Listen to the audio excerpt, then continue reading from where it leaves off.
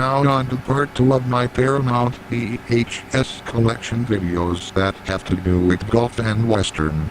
Next among them is the original Grease from 1978. I put it after Grease 2, because this is one of Paramount's first releases in VHS Hi-Fi. Paramount started releasing their titles in VHS Hi-Fi in 1984. This is one of their first movies in Hi-Fi.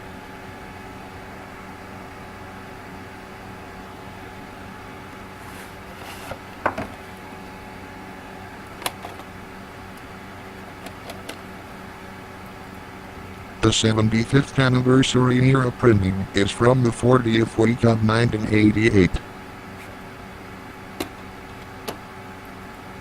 For some reason, at the end of the film, the tape begins to rewind exactly 30 seconds after the Paramount logo is shown. Then we have Barefoot in the Park, another of Paramount's first hi-fi tapes, and a 1967 adaptation of the Neil Simon play, which was successful enough for Paramount to do adaptations of other Neil Simon plays.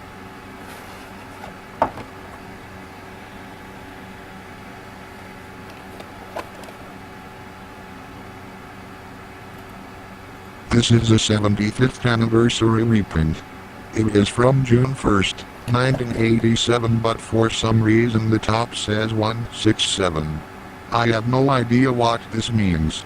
I do not think it is an alternate reading of the 16th week of 1987 either, since that was comprised of the following days: April 12th, April 13th, April 14th, April 15th, April 16th, April 17th, and finally April 18th of 1987. Most, actually all, of the tapes I have encountered with 167 at the top have print dates from well after April 18th, 1987. Next we have the uplifting Grandma Sounder from 1972 and starring Cicely Tyson in an Oscar-nominated role. The film was originally from Fox, but Paramount got the home video rights to it for a reason that I have failed to decipher.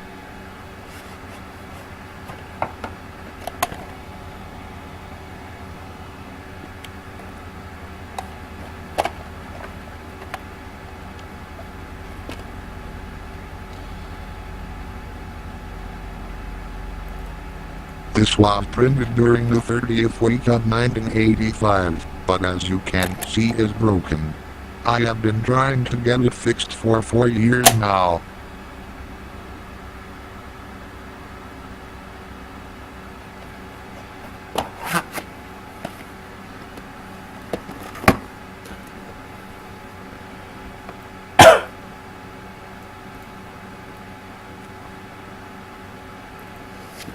Next we have Raiders of the Lost Ark, the first adventure of Harrison Ford as Indiana Jones. This 1984 release advertises that the Temple of Doom will be issued in the local multiplex on May 25, 1984. This tape actually has a teaser for that film at the beginning.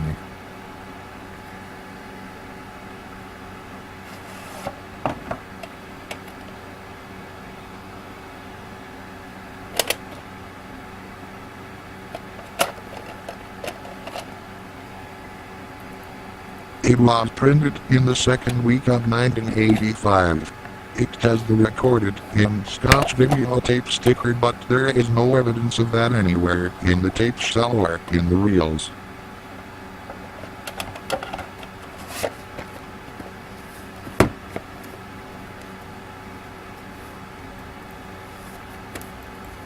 Next I have a cringily self-made copy of Footloose from 1985. Gotta cut it.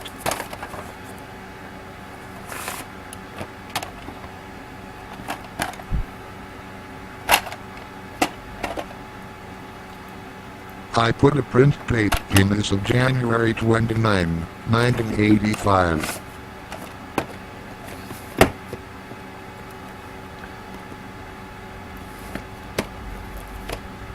Next we have a Star Trek II's episode, Who Mourns for Adonis.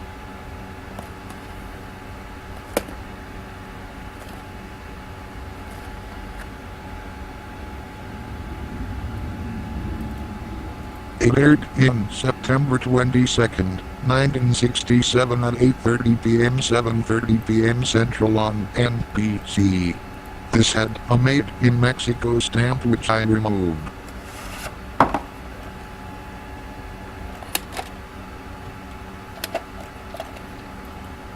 It was printed during the 45th week of 1988.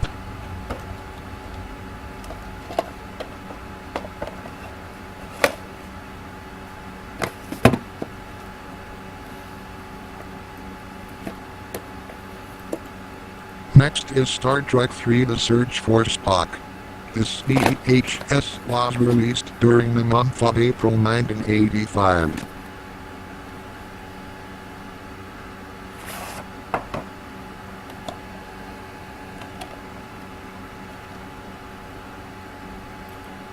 This tape was printed during the 6th week of 1985.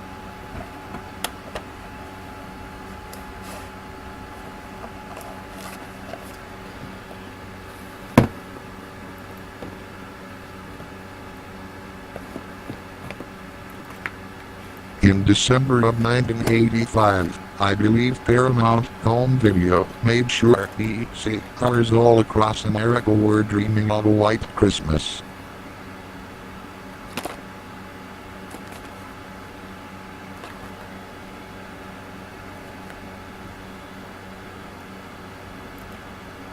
This was Paramount's first film in this division and proudly declares this prior to the opening credits beginning.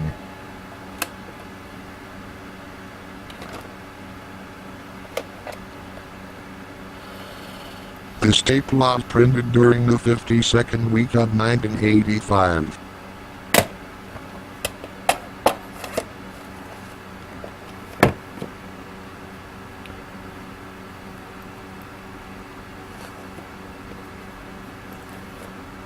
Next we have The Big Bus. This movie, to quote a newspaper ad from 1976, was the first disaster movie where everybody dies laughing. Paramount apparently wanted in on the game of making fun of disaster movies well, before they green-lighted the comedy classic Airplane.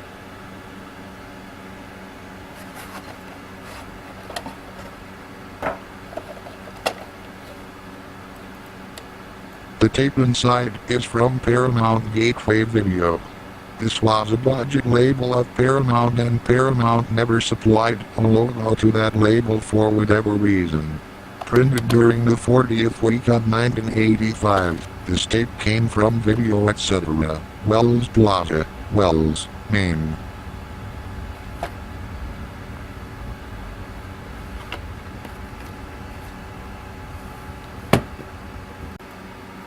Now it's time to ride into the danger zone with the biggest video hit of 1987, and that would be the March 11th, 1987 VHS release of Top Gun.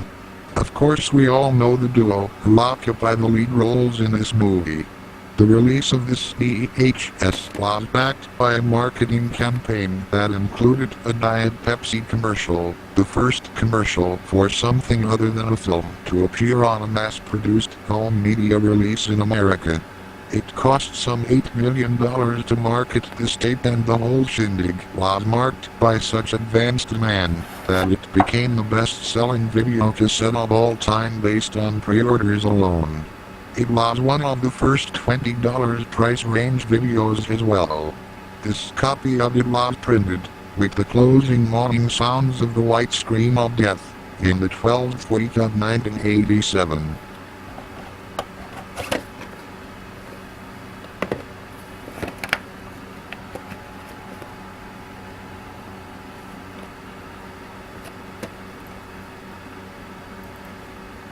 The next tape is Ferris Bueller's Day Off, with Matthew Broderick occupying the lead role. This tape came out during the month of April 1987. It has a preview for She's Having a Baby at the beginning.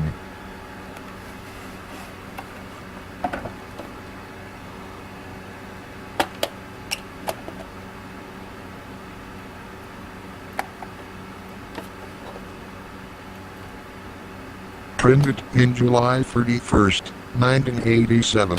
It has a box with 7 and 9 etched to the right of it. I have no idea what this means either. But this tape I do know came from Video West, which was based in Hollywood and Studio City.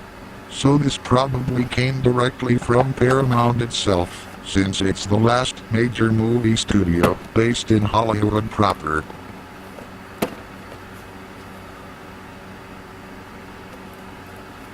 August 5, 1987 saw the release of this next tape, the Australian mega-hit Crocodile Dundee, which 20th Century Fox released overseas. The tape opens, even on reprints as late as 1989, with a reminder to catch Crocodile Dundee 2 in theaters during the summer of 1988. That wasn't as chaotic as the summer directly following it, but still, who could beat Roger Rabbit in his own game that summer? This tape was printed during the 26th week of 1987.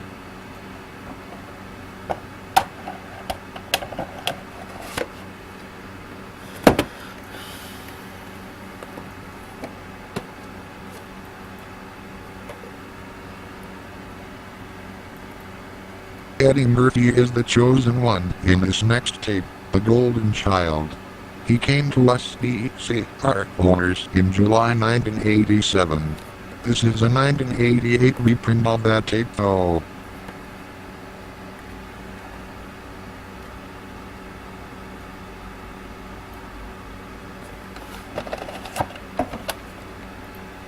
It still has the 75th anniversary labels with which it was originally released. It was printed during the 36th week of 1988, with the same closing as Top Gun, and with a preview for his stand-up film Raw at the beginning.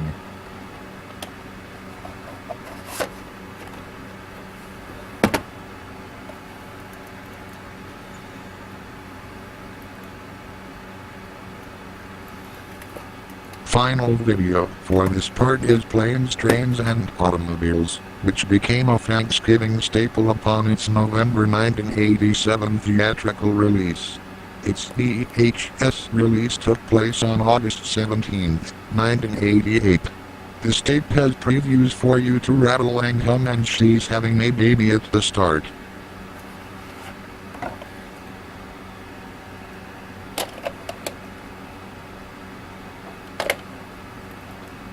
It was printed during the 30th week of 1988.